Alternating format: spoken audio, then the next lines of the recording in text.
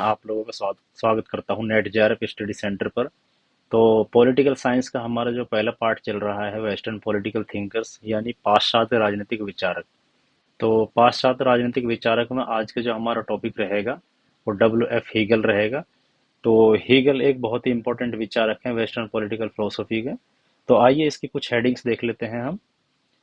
तो पहला इसका इंट्रोडक्शन देखेंगे हम। इंट्रोडक्शन के बाद हेगल का ऐतिहासिक दर्शन देखेंगे। ऐतिहासिक दर्शन के बाद द्वंद्वात्मक पद्धति पर भी इनके जो विचार हैं वो देख लेंगे।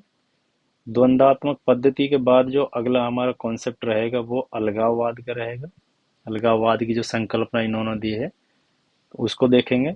उसके बाद हम फैमिली, सिविल सोसाइटी और स्टेट की बात करेंगे, यानी परिवार, नागरिक समाज और स्टेट की बात करेंगे। और इसके बाद अगला जो हेडिंग रहेगा वो संविधान संबंधित इनके जो विचार हैं उन पर हम चर्चा करेंगे। सरकार के 3 अंगों के बारे में इन्होंने बताया है जो वो भी देखेंगे। दास प्रथा से संबंधित जिनके विचार हैं अगला टॉपिक वो रहेगा हमारा। और स्वतंत्रता की जो संकल्पना है, कॉन्सेप्ट ऑफ फ्रीडम, तो कॉन्सेप्ट ऑफ फ्रीडम के बारे में हीगल के जो विचार हैं उनको देखेंगे। उसके बाद इनकी आलोचना किन किन विचारकों द्वारा की गई है, क्यों की गई है, इनके जो कॉन्सेप्ट में कुछ कमी रही है उनको देखेंगे हम। उसके बाद इनकी बुकें हैं।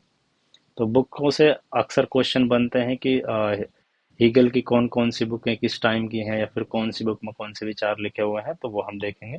उसके बाद इनका एक शॉर्ट फॉर्म में इंट्रोडक्शन रहे, सॉरी निष्कर्ष रहेगा, निष्कर्ष हम देख लेंगे यानी कंक्लूजन। तो आइए शुरू करते हैं हीगल को। तो हीगल का जो इंट्रोडक्शन है उसमें देखते हैं हम। जॉर्ज विल्हेल्म फ्रेडरिक हीगल, ये 1770 में पैदा हुए थे और 1831 में ये डेथ कर गए थे, ठीक है। और 19वीं शताब्दी के पूर्वार्ध का प्रसिद्ध प्रसिद्ध जर्मन दार्शनिक हैं यो। तो इससे पहले जो हमने पढ़ा था कांट, वो भी जर्मन दार्शनिक थे। तो उसके बाद हमारा जो हीगल है वो भी दार्शनिक है और ये भी जर्मनी से हैं। और जर्मनी से एक और मेन इम्पोर्टेंट विचारक है जो कार्ल मार्क्स है, वो भी हम इससे अगली क्लास में कोशिश करेंगे पढ़ाने की। तो आगे देखते हैं। राजनीतिक चिंतन के क्षेत्र में हीगल को आदर्शवाद का प्रमुख उन्नायक माना जाता है, यानी ये भी एक आदर्शवादी विचारक है। अगर पूछा जाए कि आदर्शवादी विचारों की लिस्ट आपको दे दी जाए या फिर 4 ऑप्शन दे दी जाए जिनमें हीगल है, लॉक है और कांट है, तो ये आदर्शवादी विचारक हैं। और एक टी एच ग्रीन हो गए, ये आदर्शवादी विचारकों की श्रेणी में आते हैं, ठीक है। तो आदर्शवादी विचारक उनको बोलते हैं जो कल्पना करते हैं या बताते हैं कि ऐसा होना चाहिए, तो उनको हम आदर्शवादी श्रेणी में रखते हैं। आदर्शवाद के अनुसार इस जगत की समस्या वस्तु और सामाजिक संस्थाएं विचार तत्व या चेतन तत्व कॉन्शियसनेस की अभिव्यक्तियां, यानी ये बोलते हैं आदर्शवाद के अनुसार इस जगत की समस्त वस्तुएं और सामाजिक संस्थाएं विचार तत्व या चेतना कॉन्शियसनेस की अभिव्यक्ति हैं। यानी ये जो संसार है वो विचार और चेतन तत्व की जो भौतिक परिस्थिति है या भौतिक स्थिति है, यानी ये बोलते हैं जो ये दुनिया है, विचार संसार है, वो विचार तत्व से ही बने, उस विचार तत्व का ही प्रतिरूप है, ठीक है। तो आगे देखते हैं इसको। विचार तत्व के विकास की क्षमता और प्रविष्टि, सॉरी, विचार तत्व में विकास की क्षमता और प्रवृत्ति पाई जाती है और वह इतिहास की लंबी यात्रा पूरी करके अपने परम लक्ष्य तक पहुंचता है। तो हीगल का चिंतन उसकी नैतिक दार्शनिक कृतियों में निहित है। ये नैतिकतावादी विचारक हैं, पहली बात तो। हेगल का चिंतन उसकी अनेक दार्शनिक कृतियों में निहित है और उनका राजनीतिक चिंतन मुख्यतः फिलोसॉफी ऑफ राइट, सत्य दर्शन के अंतर्गत मिलता है। और राजनीतिक इतिहास में हीगल का मुख्य योगदान उसके ऐतिहासिक दर्शन, नागरिक समाज, राज्य तथा स्वतंत्रता की संकल्पना से जुड़ा हुआ है। यानी इनका जो इंट्रोडक्शन में ये बोलते हैं कि इनकी जो मेन बुक है फिलोसॉफी ऑफ राइट है, या फिर हम बात करते हैं इतिहास का दर्शन और नागरिक समाज, राज्य और स्वतंत्रता की जो संकल्पनाएं हैं, इनके जो विचार तत्व हैं, इन 4-5 चीजों पर टिके हुए हैं। तो हीगल का ऐतिहासिक दर्शन देख लेते हैं। फिलोसॉफी ऑफ हिस्ट्री, ये बहुत इंपॉर्टेंट है, ध्यान से आप इसको समझने की कोशिश कीजिएगा। हम इसको पढ़ाते हैं, देखते हैं। हीगल का विश्वास था कि इतिहास एक निरंतर विकास की प्रक्रिया है। यानी जो इतिहास है ये विकास की निरंतर प्रक्रिया है। इतिहास एक निरंतर विकास की प्रक्रिया है जिसकी मूल प्रेरणा विवेक या चेतना। इस प्रक्रिया के माध्यम से यह चेतना अपने परम लक्ष्य अर्थात परम चैतन्य एब्सोल्यूट कॉन्शियसनेस अथवा परम सत्य एब्सोल्यूट ट्रूथ की ओर अग्रसर होती है। यह प्रक्रिया अपने अंतर्निहित नियमों से बंधी है जिसे बाहर से नियंत्रित या परिवर्तित नहीं किया जा सकता। इस मान्यता के आधार पर हीगल ने व्यक्तिवाद के दार्शनिक आधार पर प्रहार किया, जो इस मान्यता पर आधारित था कि मनुष्य अपने चंचल चित्त की इच्छा के अनुसार समाज को मनचाहे रूप से ढाल सकते हैं। यानी ये बोलते हैं कि व्यक्तिवादी जो विचारधारा थी जिसमें बोला गया था कि व्यक्ति को स्वतंत्र छोड़ दिया जाए और व्यक्ति अपने विकास से ही समाज का विकास करेगा, ये इस चीज का खंडन करते हैं। तो इसको एक बार फिर से देख लेते हैं। इस मान्यता के आधार पर हीगल ने व्यक्तिवाद के दार्शनिक आधार पर प्रहार किया है, जो इस मान्यता पर आधारित था कि मनुष्य अपने चंचल चित्त की इच्छा के अनुसार समाज को मनचाहे रूप में ढाल सकते हैं। हीगल के अनुसार केवल तर्क बुद्धि या विवेक से ही इतिहास को संचालित करने वाली यथार्थ शक्ति का पता लगा सकते हैं और इस प्रक्रिया की अनिवार्यता को समझ सकते हैं। यानी जो तर्क बुद्धि और विवेक के अनुसार ही इतिहास को चलाने वाले जो चंचल परिस्थितियां हैं उनको हम समझ सकते हैं। किससे? तर्क बुद्धि और विवेक से। हीगल के अनुसार चेतन तत्व या विचार तत्व सृष्टि का सार तत्व है। यानी जो सृष्टि का सार तत्व है वो चेतन तत्व है। यानी चेतन तत्व और विचार तत्व है सृष्टि का। यानी ये बोलते हैं कि जो सृष्टि का विकास हुआ है वो किससे हुआ है? चेतन तत्व और विचार तत्व से। अतः विकास की संपूर्ण प्रक्रिया शुरू से अंत तक विचारों के उत्थान पतन की कहानी है। यानी जो विकास की संपूर्ण प्रक्रिया है, जो विकास होता है वो उसका जो उत्थान और पतन है वो किसके द्वारा है?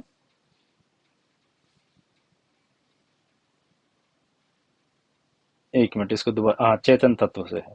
तो दोबारा देख लें। विकास की संपूर्ण प्रक्रिया शुरू से अंत तक विचारों से उत्पन्न विचारों के उत्थान और पतन की कहानी। यानी विकास की जो पूर्ण प्रक्रिया है विचारों के उत्थान और पतन की कहानी बयां करते हैं और उनका मूर्त रूप विभिन्न सामाजिक संस्थाओं के उदय और विलय के रूप में देखने को मिलता है। यानी जितनी भी संस्थाएं हैं, जो भी चीजें बनती हैं बिगड़ती हैं, ये विचारों का उत्थान और पतन की कहानी है और उनका विकास है। जिस संस्थाओं में निहित विचार तत्व जितना उत्कृष्ट होगा वह संस्था नैतिक दृष्टि से उतनी ही उन्नत मानी जाएगी। यानी ये क्या बोलते हैं? जिस संस्था में निहित नैतिक तत्व जितना उत्कृष्ट तथा सत्ता नैतिक, यानी जो संस्था है वो जितनी नैतिक होगी उतना ही उसको ज्यादा से ज्यादा उन्नत माना जाएगा। सामाजिक विकास की यह प्रक्रिया जब तक अपने चरम लक्ष्य तक नहीं पहुंच जाती तब तक कोई भी स्थिति स्थिर नहीं रह पाती। यानी सामाजिक विकास की यह प्रक्रिया जब तक अपने चरम लक्ष्य तक नहीं पहुंच पाती तब तक कोई भी स्थिति स्थिर नहीं रह पाती है।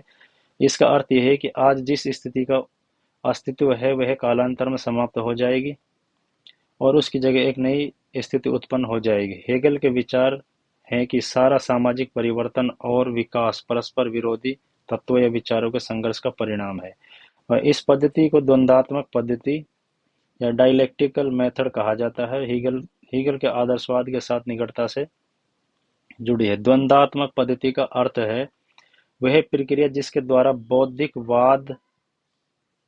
वाद विवाद के अंतर्गत विचारों का निर्माण स्पष्टीकरण होता है। इसके अनुसार कोई भी प्रत्यक्ष या विचार द्वंद्वात्मक मार्ग का अग्रसर होता है जिसका अर्थ निषेध का निषेध, नेगेशन ऑफ नेगेशन है। परस्पर विरोधी विचारों का द्वंद्व ही संपूर्ण प्रगति की कुंजी है। यानी ये कहने की कोशिश करते हैं जो संपूर्ण विकास है या जितनी भी चीजें हैं, संस्थाएं हैं वगैरह हैं, जो भी चीजें चलती हैं वह वाद विवाद और प्रतिवाद से चलती है। यानी कोई एक पहले वाद बनेगा, यानी कोई एक विचार होगा, विचार से फिर बहुत सारे विचारों में द्वंद्व पैदा होगा, द्वंद्वों से फिर एक सिंथेसिस निकलेगी यानी संवाद होगा। यानी वाद, उसके बाद विवाद, और उसके बाद फिर संवाद। जो संवाद है वो संतुष्टि और संतुष्टि का स्तर है, लेकिन जो संवाद है फिर वो भी कुछ टाइम के बाद वाद बन जाता है, फिर प्रतिवाद। यानी वाद एक स्पेसिफिक टॉपिक होता है, प्रतिवाद में बहुत सारे उन पे विचार शुरू हो जाते हैं, विचार होने के बाद फिर एक निष्कर्ष निकलता है, उसको संवाद बोलते हैं। लेकिन कुछ टाइम के बाद जो संवाद है वो फिर से एक वाद की स्थिति में आ जाता है, फिर प्रतिवाद होगा यानी विचार होंगे, संघर्ष होगा, उसके बाद फिर एक संवाद यानी एक निष्कर्ष निकलेगा, निष्कर्ष के बाद जिसको संवाद बोलते हैं। तो ये निरंतर एक प्रक्रिया है जो चलती रहेगी चलती रहेगी। ये हमारे चिंतन मनन का एक प्रोसीजर है, यानी विकास का एक चरण है।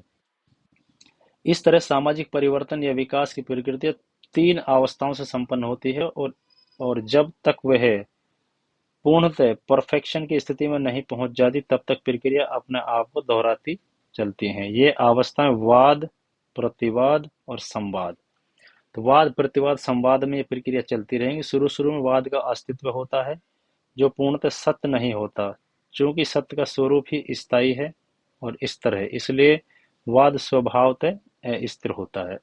तो जो वाद होता है वो अस्थिर होता है, और वाद के बाद जब प्रतिवाद है, कुछ विचार आपस में टकराते हैं, तो फिर एक संवाद का रूप आता है। संवाद एक स्थिर परिस्थिति होती है, लेकिन कुछ टाइम के बाद जो संवाद में भी कुछ द्वंद्व पैदा होते हैं, वो भी फिर वाद की स्थिति में आ जाती है। तो ये चक्र ऐसे चलता रहता है, यानी पहले वाद आएगा, फिर संवाद आएगा, फिर प्रतिवाद आएगा। ठीक है, तो आगे इसको और गहराई से समझेंगे।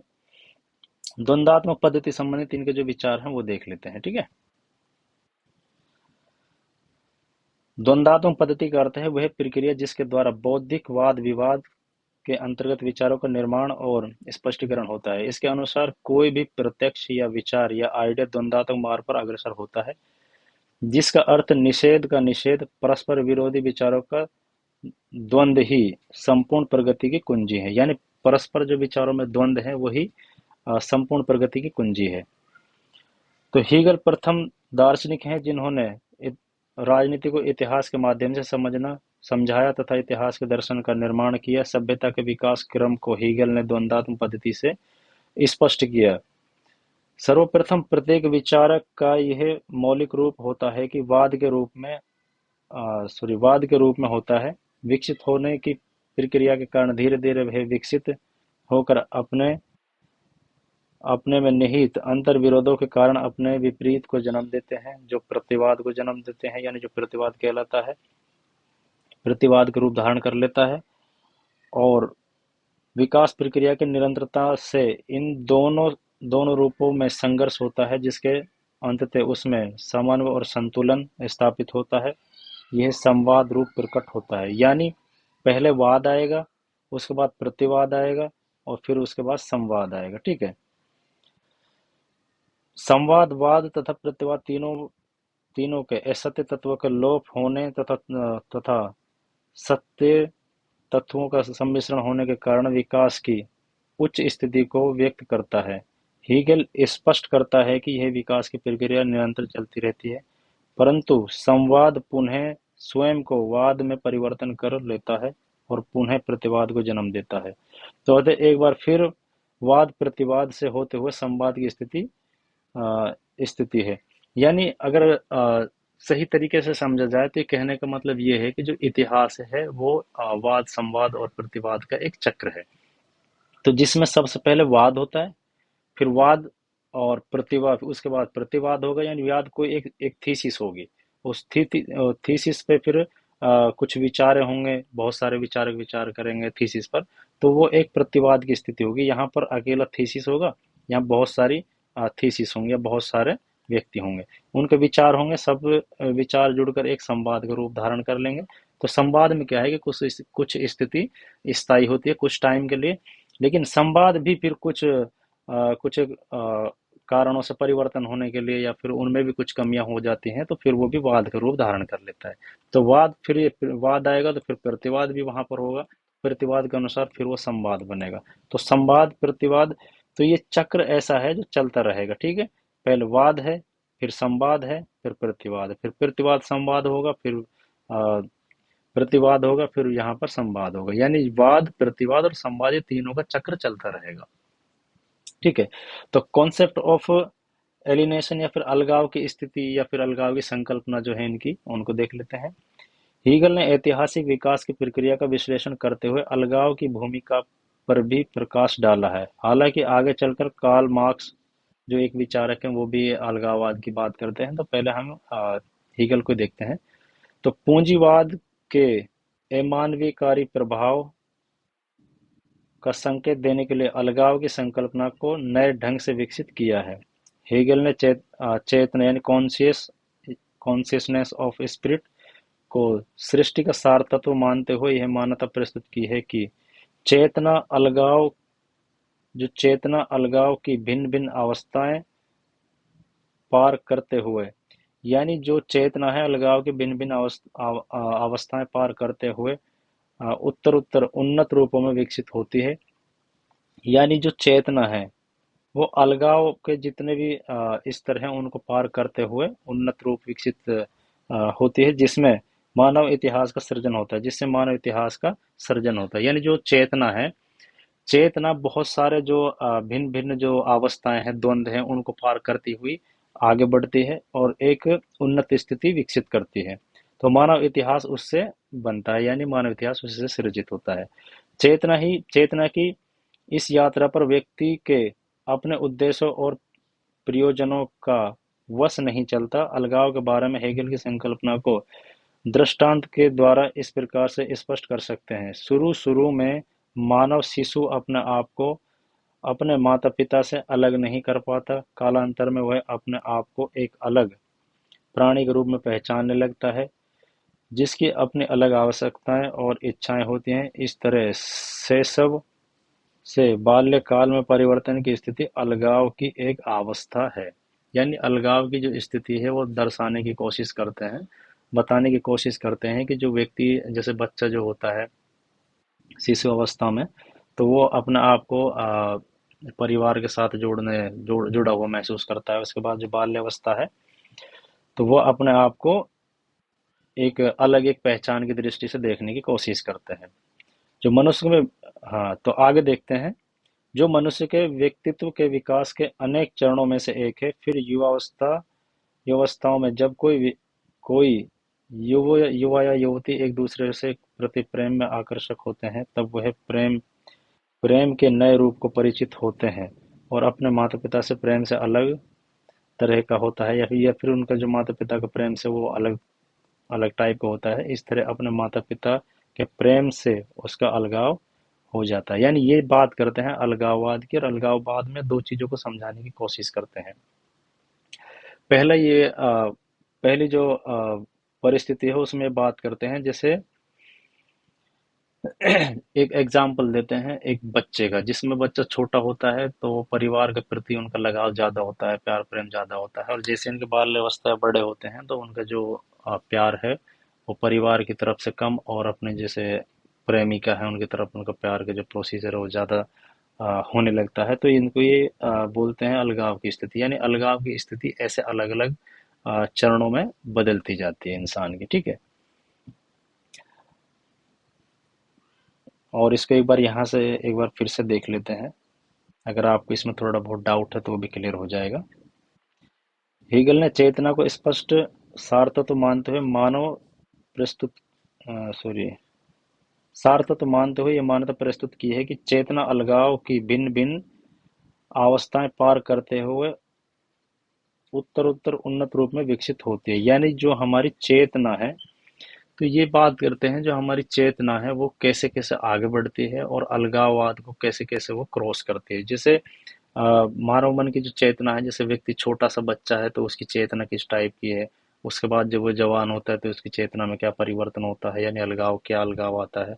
और जब वो जवानी के स्तर पर होता है तो उस टाइम पर क्या फर्क पड़ता है, या फिर वृद्धावस्था में जब वो आता है तो उसकी चेतना में क्या फर्क पड़ता है। तो वो अलगाव की जो स्थिति है उनको पार करने की ये एक योजना बताते हैं कि किस टाइप से अलगाव की स्थिति पैदा होती है। ठीक है, तो आगे देखते हैं हम परिवार, नागरिक समाज और राज्य, इसके बारे में जो हीगल के विचार हैं वो देखते हैं।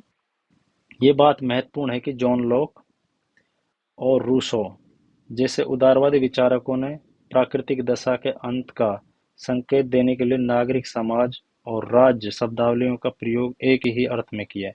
यानी जो जॉन लॉक है, रूसो है, इन्होंने नागरिक समाज और राज्य इन दोनों को एक ही माना है। लेकिन जो हीगल है, हीगल ने नागरिक समाज को एक अलग ही टाइप से माना है। तो यानी नागरिक समाज तीन स्टेजों की बात करते हैं। जो पहला स्टेज है वो परिवार होगा, दूसरा नागरिक समाज होगा, तीसरा तीसरा राज्य होगा।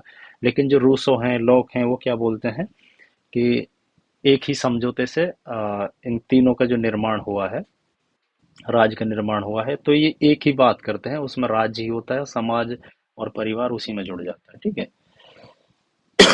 सॉरी। परंतु हीगल ने नागरिक समाज और राज्य में स्पष्ट अंतर करते हुए उन्हें नैतिक और आध्यात्मिक विकास की भिन्न भिन्न अवस्थाओं के रूप में पहचाना है। अगर ये क्वेश्चन बन जाए कि नागरिक समाज की जो अवधारणा है वो किसने विकसित की थी, तो वो हीगल उसमें आएंगे। ठीक है। नागरिक समाज के विचार सबसे पहले हीगल ने दिया है और इसको पूर्ण रूप से समझाने की कोशिश की है, ग्रीन ने भी की है, लेकिन हीगल को इसमें इम्पोर्टेंट माना गया है। हीगल के अनुसार राज्य या राजनीतिक समाज ऐसा साधन नहीं है जिसे व्यक्ति की व्यवहारिक तर्क बुद्धि के द्वारा व्यक्ति उन्मुख लक्ष्यों, इंडिविजुअली ओरिएंटेड गोल की सिद्धि के लिए गढ़ा गया हो। यानी ये बात करते हैं, राज्य या राजनीतिक समाज ऐसा साधन नहीं है जिसे मनुष्य की व्यवहारिक तर्क बुद्धि के द्वारा व्यक्ति उन्मुख लक्ष्यों की सिद्धि के लिए गढ़ा हो, परंतु राज्य एक नैतिक सत्ता है जिसके लक्ष्य अंतर्वैयक्तिक संबंधों में तंतुजाल पट टिके हैं और ये लक्ष्य पृथक पृथक व्यक्तियों की इच्छाओं से परे की वस्तु है। यानी ये बात करते हैं जो हीगल हैं, वो राज्य को बोलते हैं कि राज्य कोई ऐसी संस्था नहीं है जिसको व्यक्तियों के लिए गढ़ा गया हो, या व्यक्तियों की इंडिविजुअल या व्यक्तिगत इच्छाओं के लिए गढ़ा गया हो। तो हीगल के अनुसार सामाजिक जीवन की नैतिक प्रकृति में तीन गतियां या फिर मोमेंट्स पाए जाते हैं जो सब मिलाकर मानव जीवन के बहुपक्षीय स्वरूप को उजागर करते हैं। ये तीन गतियां कौन कौन सी हैं? पहला परिवार है, दूसरा नागरिक समाज है, तीसरा राज्य है। यानी ये बात करते हैं कि व्यक्तिगत जीवन में तीन प्रकार की गति पाई जाती है, जिनमें पहली जो गति जिसको बोला है वो परिवार है, दूसरी गति जिसको बोला है वो नागरिक समाज है, तीसरी गति जिसको बोला है वो राज्य है। ठीक है। इनमें प्रत्येक संस्था मानवीय संबंधों या ऐसा ऐसा संगठन प्रस्तुत करते हैं जो भिन्न भिन्न सिद्धांतों पर आधारित हो। इन तीनों के बीच की द्वंद्वात्मक संबंध या फिर डायलेक्टिक रिलेशनशिप पाया जाता है। वह मानव जीवन के भिन्न भिन्न पक्षों को सार्थक करता है। यदि कोई व्यक्ति इन तीनों तरह के संबंधों में किसी न किसी अपरिचित रह जाता है या किसी न किसी से अपरिचित रह जाए, तो मनुष्य के रूप में उसका जीवन आधा अधूरा रहेगा। यानी ये तीनों जो संस्थाएं हैं, मानव की जो तीनों प्रकार की गति हैं, जिसमें परिवार है, नागरिक समाज है और राज्य है, अगर तीनों में से किसी एक का जो एक्सपीरियंस है व्यक्ति के लिए रह जाता है, तो यानी व्यक्ति का जो जीवन है वो अधूरा माना जाता है। इसके द्वारा, किसके द्वारा? हीगल के द्वारा। परिवार ऐसा मानवीय संबंध है। अब इनमें बात करते हैं परिवार की। तो परिवार ऐसा मानवीय संबंध है जो विशेषोन्मुखी परार्थवाद पर आधारित है। अर्थात इनमें मनुष्य व्यक्तिगत स्वार्थ से ऊंचा उठकर दूसरे के लिए त्याग करने को तत्पर होता है। यानी जो तीन प्रकार के मोशन है, तीन प्रकार की गति है, या तीन प्रकार के स्टेज हैं जो व्यक्ति के जीवन में, उनमें पहला परिवार होता है। और परिवार एक पहली ऐसी संस्था होती है जिसमें व्यक्ति अपने स्वार्थ को छोड़कर एक अपने परिवार के हित के लिए काम करने की कोशिश करता है। तो इसी को क्या बोला गया है? विशेषोन्मुखी परार्थवाद। यानी विशेषोन्मुखी परार्थवाद किसको बोला गया है? पार्टिकुलरिटीज पार्टिकुलरिस्टिक पार्टिकुलरिस्टिक एल्ट्रुइज्म जो बोला गया है वो किसको बोला गया है? परार्थवाद जिसको बोला गया है वो पारिवारिक संस्था को बोला गया। यानी जो व्यक्ति पहली बार जब अपने स्वार्थ को छोड़ता है तो वो परिवार के लिए छोड़ता है। ठीक है। परिवार के हित के लिए काम करता है। परंतु उसकी यह परार्थ भावना या परोपकार वृत्ति कुछ विशेष व्यक्तियों तक सीमित रहती है। यानी ये सिर्फ परिवार के लोगों तक सीमित रहती है। उसके बाद दूसरे शब्दों में, यहाँ मनुष्य स्वार्थों से हटकर केवल अपने परिवार के सदस्यों का उपकार करने को तैयार होता है। उदाहरण के लिए, यहाँ व्यक्ति अपने माता पिता, भाई बहन, पति पत्नी या संतान की सेवा में व्यक्तिगत स्वार्थों को भूल जाता है। जब कोई व्यक्ति अपने बच्चों के पालन पोषण और शिक्षा दीक्षा की चिंता करता है या बड़े बूढ़े माता पिता की सेवा करता है, तब उनकी गतिविधि संकीर्ण स्वार्थ भावना से प्रेरित नहीं होती। यानी स्वार्थ तो उसमें होता है, लेकिन परिवार के लिए भावनाएं होती हैं। वो खुद के लिए स्वार्थ नहीं होता, परिवार की भावनाओं या परार्थवार्थ के लिए काम करता है। तो दूसरों को लाभ पहुंचाने की भावना से प्रेरित होता है, जिसे सामाजिक लोकाचार या सोशल मोरेज के अंतर्गत एक कर्तव्य के रूप में मान्यता दी गई है। परंतु यह संबंध कुछ विशेष व्यक्तियों के समूह तक सीमित रहता है, अतः यह ऐसा परार्थ को ठोस सीमाओं से बांधा है। तो यहाँ समझने की जो समझाने की कोशिश की गई है, वो मैं आपको कोशिश करता हूँ समझाने की। तो व्यक्ति के लिए यहाँ दो चीजें बोली गई हैं। पहला यह है कि जो व्यक्ति है, पहले जैसे स्वार्थी है, व्यक्ति के जो कुछ स्टेज यहाँ निर्धारित कर दिए गए हैं, वो तीन स्टेज हैं। पहला उसके लिए परिवार है, दूसरा उसके लिए जो स्टेज है वो नागरिक समाज है, तीसरा स्टेज उसके लिए राज्य है। तो जहाँ उसकी जो स्वयं की जो भावना है, वो व्यक्तिवादी जो भावनाएं हैं, व्यक्तिगत लालच है, तो वो यहाँ पहली बार जो छोड़ता है वो परिवार के फायदे के लिए छोड़ता है, परिवार परार्थवाद के लिए वो छोड़ता है अपने स्वार्थों को। तो यहाँ वो पहला काम करता है, जिसको परार्थवाद या फिर विशेषमुखी परार्थवाद बोला गया है। तो आइए इसको चार्ट के अनुसार समझने की कोशिश करते हैं। हीगल के अनुसार परिवार, नागरिक समाज और राज्य। तो इसमें सबसे पहले हम देखते हैं परिवार को। तो पहली बार वाद आएगा, बाद में परिवार को शामिल किया गया है, फिर प्रतिवाद है जहां पर नागरिक समाज है। तो परिवार के लिए विशेषोन्मुखी यानी अपना जो स्वार्थ है उसको छोड़ेगा और परिवार के लिए काम करेगा, परिवार की भलाई के लिए काम करेगा। और यहाँ जो नागरिक समाज है, विश्वजनित स्वार्थवाद। यहाँ बहुत जो नागरिक समाज की बात करते हैं, नागरिक समाज में यहाँ बहुत सारे व्यक्तियों का एक संबंध होता है, व्यक्तियों का एक गुट होता है जो अपने अपने स्वार्थ के लिए काम करते हैं। ठीक है, जो अपने अपने परिवार के स्वार्थ के लिए काम करते हैं। तो इसको बोला गया है विश्वजनित स्वार्थवाद, यानी यूनिवर्सल इगोइज्म। तो इसमें फर्क ये है कि व्यक्ति अपने परिवार के लिए सोचता है। इसमें व्यक्ति और इसमें क्या है कि ये एक समुदाय अपने समुदाय के बारे में सोचता है, और ज्यादातर इसमें ईगो की बात होती है, यानी एक दूसरे के लिए यहाँ पर काट मार की बात होती है। अब इनसे ऊपर जो संवाद की बात करेंगे वो आएगा राज्य। यानी यहाँ व्यक्ति परिवार की भलाई के लिए काम कर रहा है। यहाँ बहुत सारे समाज आ जाएंगे जो अपने अपने हितों की बात करेंगे। लेकिन यहाँ जब हम बात करते हैं संवाद और राज्य की, तो यहाँ सबका साथ सबका विकास वाली जो धारणाएं हैं वो जन्म लेती है। इसलिए जो राज्य है वो एक नैतिक संस्था है, और विश्वजनित परार्थवाद की बात यहाँ होती है।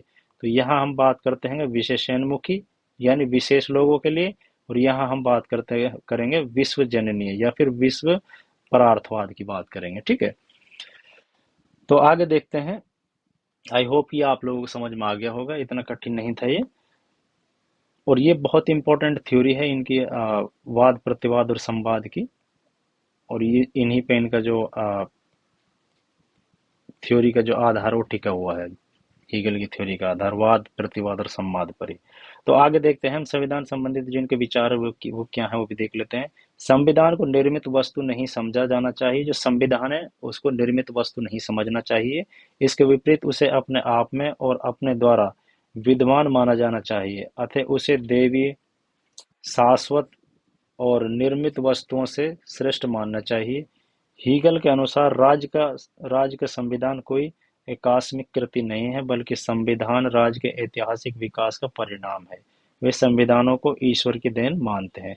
यानी अगर ये क्वेश्चन बने कि संविधान को ईश्वर की देन किस विचारक ने बोला है, तो वो आ, हीगल ने बोला है। और हीगल ऐसा क्यों बोल रहे हैं? वो इसलिए बोल रहे हैं कि यहाँ जो हमने वाद की बात करी परिवार के लिए, प्रतिवाद की बात करी हमने नागरिक समाज के लिए, और जहाँ हम संवाद की बात करेंगे वो स्टेट के लिए करेंगे। और स्टेट है वो कानून बनाएगा, और वो कानून, उस कानून को दर्जा दिया है दैवीय, शाश्वत, और दैवीय और शाश्वत जो कानून है उनका दर्जा दिए गए। यानी जो विधियां बनाई गई हैं वो ईश्वर की देन है, इनका हमें विरोध नहीं करना चाहिए, स्टेट को हमें इज्जत देनी चाहिए। तो ये बात करते हैं। तो सरकार के तीन अंगों की बात करते हैं ये। कौन कौन सी है? पहला विधायिका है, दूसरा कार्यपालिका है, तीसरा राजतंत्र है। तो राजतंत्र का ये मोनार्की का समर्थन करते हैं। तो देखते हैं इसमें कार्यपालिका में क्या है कि हीगल प्रशासनिक शक्ति को कार्यपालिका का समानार्थी मानता है। आगे देखते हैं विधायिका वाद, कार्यपालिका प्रतिवाद। अब जहाँ वाद की बात आएगी वहां विधायिका है, कार्यपालिका प्रतिवाद का काम करेगी, और जो राजतंत्र है वो संवाद का काम करेगा। तो यानी वाद, प्रतिवाद और संवाद। अगर ये संस्था पूछी जाए कि हीगल के अनुसार वाद, प्रतिवाद और संवाद संस्थाओं को माना गया है, तो उसमें पहला आएगा विधायिका को वाद, कार्यपालिका को प्रतिवाद और राजतंत्र को यहाँ संवाद बोला गया है। ठीक है। हीगल वैधानिक राजतंत्र को सर्वश्रेष्ठ शासन व्यवस्था मानते हैं, यानी वैधानिक राजतंत्र जहां पर एक संविधान भी होगा और एक राजा होगा। ठीक है। राजा वंशानुगत हो सकता है, लेकिन जो संवैधानिक प्रक्रिया है वो व्यक्तियों के द्वारा बनाई जाए, यानी संवैधानिक राजतंत्र का ये समर्थन करते हैं, जो सर्वश्रेष्ठ शासन व्यवस्था है, जो इंग्लैंड में आज भी चलती है। ठीक है। तो वैधानिक राजतंत्र मिश्रित सरकार की व्यवस्था का द्योतक है। वैधानिक राजतंत्र मिश्रित सरकार की व्यवस्था का द्योतक है। इसे प्रजातंत्र, कुलीन तंत्र, राजतंत्र के तत्व विद्यमान होते हैं। यानी जो वैधानिक राजतंत्र है, इसमें किन किन के तत्व शामिल होते हैं? इनमें प्रजातंत्र का, कुलीन तंत्र का और राजतंत्र के तत्व विद्यमान होते हैं। राजा राज्य की संप्रभुता तथा एकता का प्रतीक है, किंतु वह स्वेच्छाचारी नहीं है। यानी जो राजा है वो एक राज्य की संप्रभुता का प्रतीक है, लेकिन वो स्वेच्छाचारी नहीं है, यानी टेरेनी या फिर बोले हम स्वशासित नहीं है। मतलब वो खुद की इच्छा से काम नहीं करेगा, वो संविधान के अनुसार करेगा, बल्कि उनकी शक्तियां सीमित हैं। जो राजा है उनकी शक्ति सीमित है, किसके द्वारा? संविधान के द्वारा। संवैधानिक राजतंत्र शासन का सबसे स्वतंत्र रूप है। हीगल वंशानुगत शासन का समर्थन करते हैं। हीगल ब्रिटेन की संसदीय शासन प्रणाली को उचित नहीं मानता। यानी हीगल क्या बोलते हैं कि जो ब्रिटेन की संसदीय शासन प्रणाली है वो उचित नहीं है। संसदीय शासन प्रणाली उचित तब होगी जब लिखित संविधान हो और वंशानुगत राजा उसका संरक्षक हो। हीगल मोंटेस्क्यू के द्वारा दिए गए शक्ति विभाजन के सिद्धांतों में विश्वास नहीं करता। यानी एक जो विचारक हैं मोंटेस्क्यू, ये हम अलग से क्लास में पढ़ाएंगे। तो मोंटेस्क्यू क्या है कि शक्ति विभाजन की बात करते हैं, जिसमें विधायिका, कार्यपालिका और न्यायपालिका के अलग अलग अधिकार होने चाहिए, और इन तीनों में एक दूसरे का जो अधिकार है उनमें हस्तक्षेप नहीं होना चाहिए। ये इनके विचारों का खंडन करते हैं। ठीक है। शक्ति विभाजन सिद्धांतों को विश्वास नहीं करते। हीगल न्यायपालिका को कार्यपालिका की एक शाखा मानता है। यानी जो हीगल है वो न्यायपालिका को कार्यपालिका की एक शाखा मानता है, जबकि न्यायपालिका मोंटेस्क्यू न्यायपालिका को अलग मानते हैं। तो जो मोंटेस्क्यू है वो विधायिका, कार्यपालिका और न्यायपालिका तीनों को अलग अलग मानते हैं। लेकिन जो हीगल है, हीगल क्या बोलते हैं, जो न्यायपालिका है वो कार्यपालिका का एक हिस्सा है। यानी जो राजतंत्र है उसके अंडर में काम करेगा न्यायपालिका। उसने स्थान पर तथा तथा उसके स्थान पर राजतंत्र को स्थापित करता है, और क्षेत्रीय प्रतिनिधित्व के स्थान पर हीगल ने कार्यमूलक प्रतिनिधि का समर्थन किया है। अगर प्रतिनिधि शासन की बात करें तो इन्होंने प्रतिनिधि शासन का समर्थन किसने करा था? मोंटेस्क्यू ने करा था, और लोग मोंटेस्क्यू ने करा है। लेकिन ये बात करते हैं कार्यमूलक प्रतिनिधित्व वाली जो प्रक्रिया है उसका समर्थन कौन करते हैं? हीगल करते हैं। ठीक है।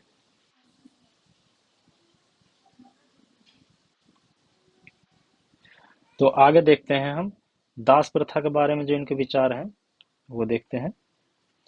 दास प्रथा से संबंधित विचार में हीगल ने अपने सामाजिक चिंतन के अंतर्गत दास प्रथा की समीक्षा भी की है। इस विषय पर उसके विचार प्राचीन यूनानी दार्शनिक अरस्तु के विचारों से सर्वथा भिन्न है। तो जो अरस्तु है वो दास प्रथा को क्या मानते हैं? एक प्राकृतिक मानते हैं। यानी दास प्रथा है जो ये इसीलिए है कि सोसाइटी में कुछ शासक होते हैं, कुछ शासित होते हैं, यानी जो दास हैं उनकी जो भलाई है वो शासित होने में ही है, वो ऐसा बोलते हैं। लेकिन इनके विचार अलग हैं। यहाँ यहाँ तक कि उनका विपरीत दृष्टिकोण प्रस्तुत करते हैं।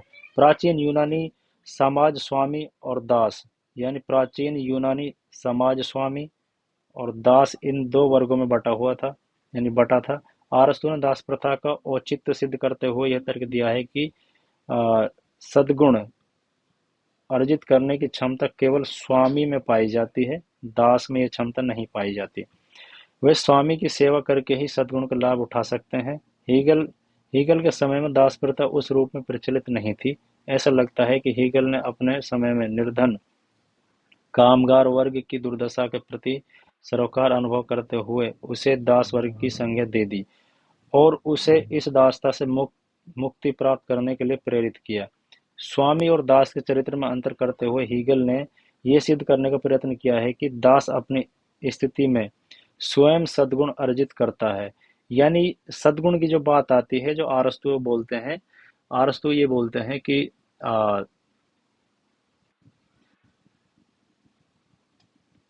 तो हम कहाँ पर थे? स्वतंत्रता की संकल्पना पर। तो स्वतंत्रता की जो संकल्पना है हीगल की, वो किस टाइप की है वो हम अच्छे से देख लेते हैं। हीगल ने राज्य के विश्वजननीय और सार्वभौमिक स्वरूप की पुष्टि की। यानी जो राज्य है वो हीगल राज्य को बहुत ही पवित्र और स्वाभाविक संस्था मानते हैं। यानी ये ईश्वर का स्वरूप इसको राज्य को मानते हैं।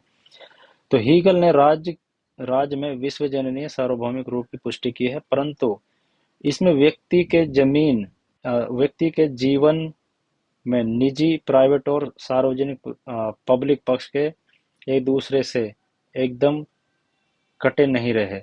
यानी ये जो बात करते हैं, एक बार फिर से देख लेते हैं। हीगल ने राज्य के सार्वजनीय या फिर विश्वजनीय सार्वभौमिक स्वरूप की पुष्टि की है, परंतु परंतु इसमें व्यक्ति के जीवन में निजी यानी प्राइवेट, सार्वजनिक पक्ष में एक दूसरे से एकदम कटे नहीं रहे हैं। यानी एकदम अलग अलग इन्होंने प्राइवेट और जो प्राइवेट और पब्लिक जो प्रोसीजर है उसको एक दूसरे से अलग नहीं किया है, उसको लगभग लगभग एक ही उसमें रखा है।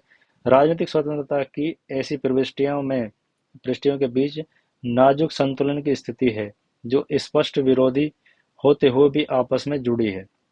हीगल के अनुसार यह सामान्य में केवल आधुनिक समाज में ही संभव है और आत्मपरकता के क्षेत्र में यानी स्फीयर ऑफ द सब्जेक्टिविटी और वैध ठहराता है। यानी ये जो आत्मपरकता का जो क्षेत्र है उसको वैध ठहराते हैं।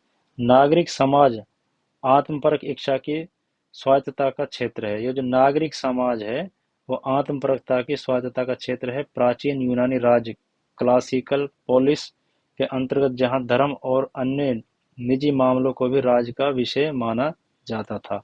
यानी राज्य का विषय किसको माना जाता था? यूनानी युग में, प्राचीन यूनानी युग में धार्मिक और निजी मामलों को भी राजनीतिक विषय माना जाता था। ऐसा स्वायत्त क्षेत्र की गुंजाइश नहीं थी। इसके विपरीत हॉब्स और उसके बाद में राजनीतिक दर्शन के अंतर्गत व्यक्तिगत स्वार्थ के आधार पर सार्वजनिक जगत या पब्लिक रिलीम के विश्लेषण का प्रयत्न किया है, परंतु यह नागरिक समाज की संकल्पना से आगे नहीं बढ़ पाया। हीगल के अनुसार फ्रांसीसी क्रांति के अंतर्गत राज्य इस अनगर्ल अनगर्ल या फिर स्वार्थ स्वार्थपरक व्यक्तिवाद यानी जो स्वार्थपरक व्यक्तिवाद के आत्मघाती स्वरूपों का ज्वलंबन उदाहरण था। हीगल के अनुसार राज्य मानवीय चेतना का विराट रूप है। यानी जो राज्य है वो मानवीय चेतना का विराट रूप है। यानी जो मानव की जो विचारधारा है उनके अनुसार ही राज्य का निर्माण हुआ है। यह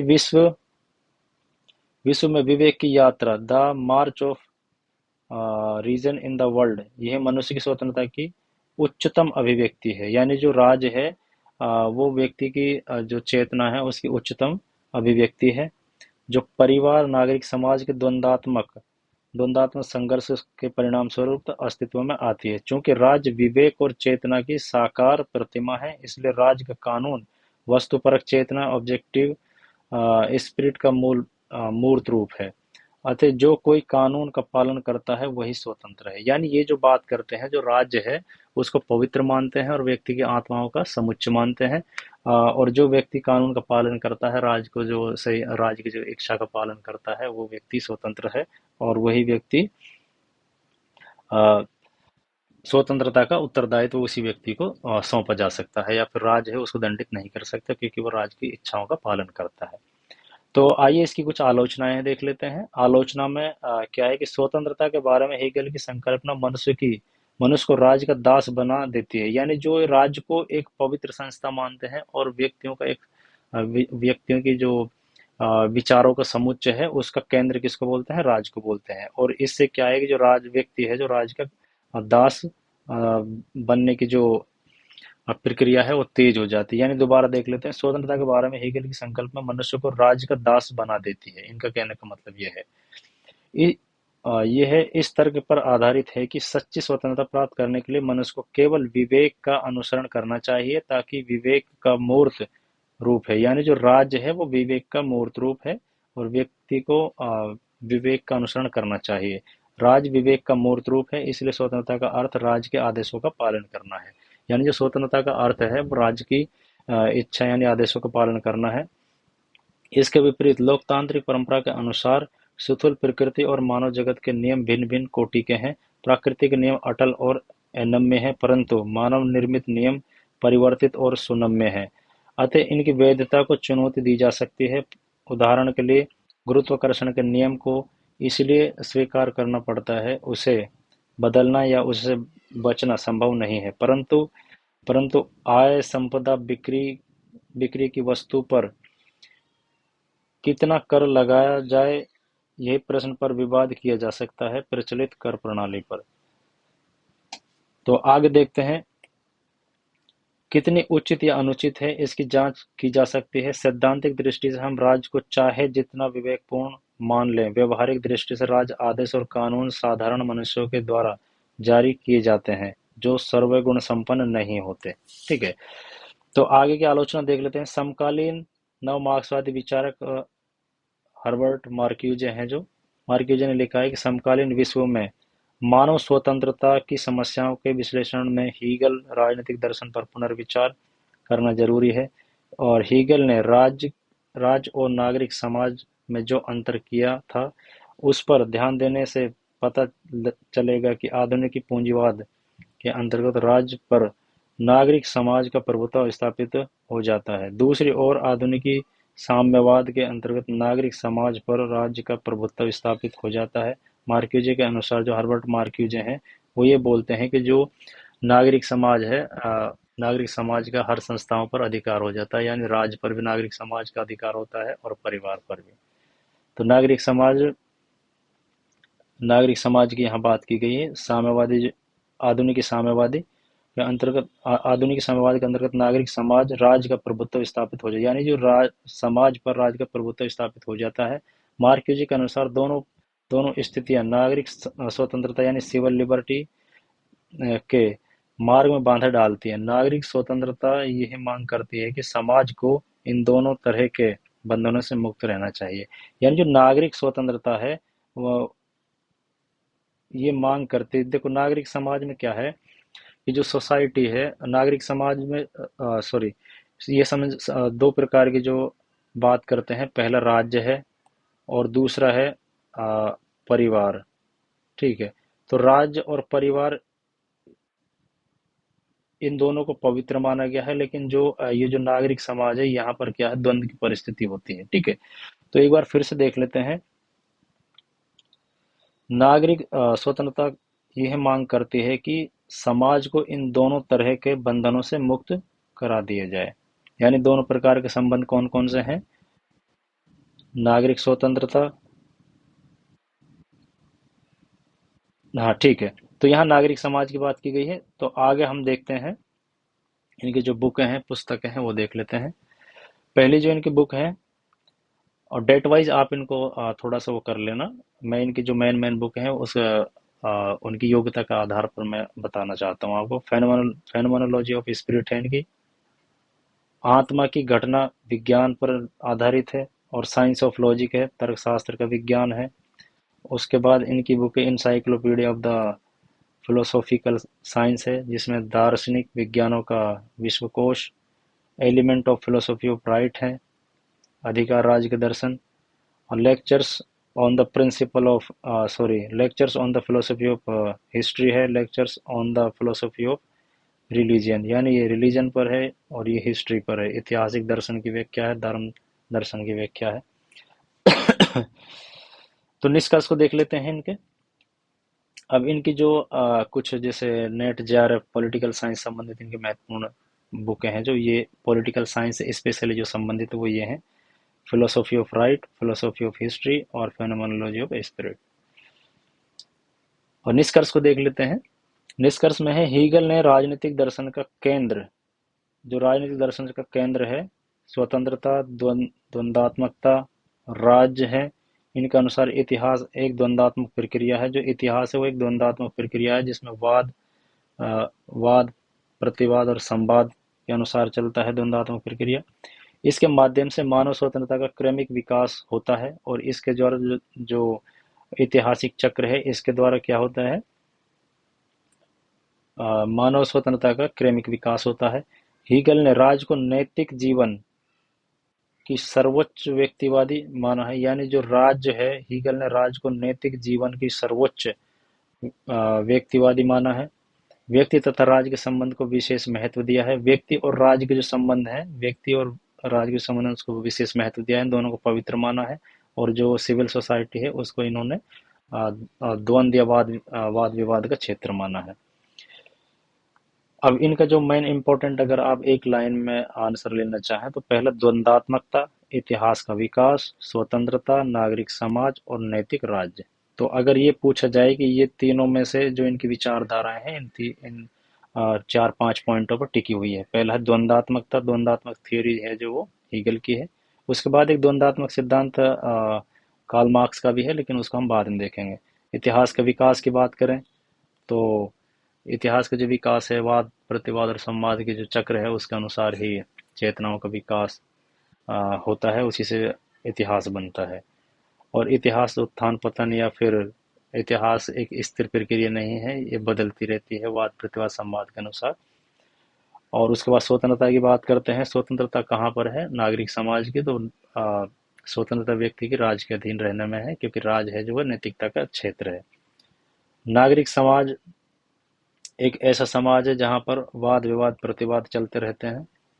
और नैतिक राज्य की बात करते हैं। जो नैतिक राज्य की बात होगी, अगर पूछा जाए कि जो नैतिक राज्य की बात किसने की है, तो वो हीगल ने की। क्यों की है? कि राज्य एक नैतिकता का सर्वोच्च स्थान है और व्यक्ति को अगर स्वतंत्र और नैतिक रहना है तो राज्य के अंडर में ही उसको ऐसा बनाया जा सकता है, या राज्य के द्वारा ही वो हो सकता है। तो राज्य को इन्होंने नैतिक माना है। तो ये आज का टॉपिक हमारे यहाँ पर समाप्त होगा। तो जिसमें हमने समझने की कोशिश करी है, इनका जो हेडिंग्स देखा था, इंट्रोडक्शन है, उसके बाद हमने हेगल के ऐतिहासिक दर्शन को देखा है। यानी इतिहास का जो दर्शन है, दर्शन के इतिहास किस टाइप से जैसे बदलता रहता है, जिसमें हमने तर्क बुद्धि के हिसाब से देखा और वाद विवाद प्रतिवाद के हिसाब से देखा। और द्वंद्वात्मक पद्धति में यह है कि कोई भी संस्था या कोई भी सोसाइटी जो वाद प्रतिवाद संवाद के अनुसार चलती है। और अलगाववाद की स्थिति ये है कि जैसे व्यक्ति, जैसे उन्होंने उदाहरण दिया कि जैसे बच्चा है तो उसकी अलगाव की स्थिति, जुड़ाव की स्थिति है। फिर जैसे जवान होता है तो उनकी जो परिवार के प्रति जो अलगाव हो बढ़ता जाता है। तो इस हिसाब से इन्होंने अलगाववाद की परिस्थिति को समझाया। फिर परिवार, नागरिक समाज और राज्य के बारे में बताया। जैसे परिवार में ये बोला जाता है कि जो सर्वप्रथम व्यक्ति जो परिवार के हित की बात करता है, अपने स्वार्थ को छोड़ता है। तो परिवार वो पहली ऐसी संस्था है जिसमें व्यक्ति नैतिकता सीखता है। उसके बाद फिर बात करता है नागरिक समाज की। नागरिक समाज में क्या है कि द्वंद्व की स्थिति पैदा होती है। बहुत सारी सोसाइटी, बहुत सारे ग्रुप्स होते हैं जो अपने अपने हित की बात करते हैं, अपने अपने अपने ग्रुप के हितों की बात करते हैं। और उसमें सर्वश्रेष्ठ राज्य होता है जिसमें एक नैतिक प्रतिक्रिया होती है, और राज्य है जो सबके लिए सर्वोच्च है। और आगे हमने बात की है जैसे वाद प्रतिवाद संवाद की। और संविधान संबंधित विचार क्या है इनके? जैसे संविधान को इन्होंने माना है कि संविधान शाश्वत है। ईश्वर के द्वारा दिए गए जो शब्द हैं उनके अनुसार जो राज्य का निर्माण हुआ है वो व्यक्तियों की चेतना से हुआ है। लेकिन जो राज्य है उनको एक ईश्वरीय शक्ति का रूप दिया है, ठीक है, जिसको देवी और शाश्वत नियम के अनुसार काम करना है। सरकार 3 प्रकार की इन्होंने बताई है: विधायिका, कार्यपालिका और न्यायपालिका। जो तीनों अलग अलग अपना काम करेंगे, लेकिन विधायिका, कार्यपालिका और राजतंत्र, सॉरी, लेकिन राजतंत्र को इसने शामिल इसलिए किया है कि न्यायपालिका को राज्य के अंदर शामिल कर लिया है। और यहाँ पर हम जब बात करते हैं, एक विचारक हैं हमारे जो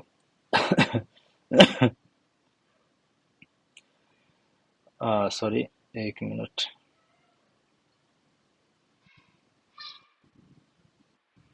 तो यहाँ पर ये जो बात करते हैं सरकार की, तो सरकार के तीन अंगों विधायिका, कार्यपालिका और राजतंत्र की बात करते हैं, और न्यायपालिका को राजतंत्र के अंडर में शामिल करने की बात करते हैं। सॉरी। फिर दास प्रथा की बात करते हैं। दास प्रथा में अरस्तु के उलट होता है। अरस्तु बोलते हैं कि दास प्रथा नेचुरल है, नैतिक है।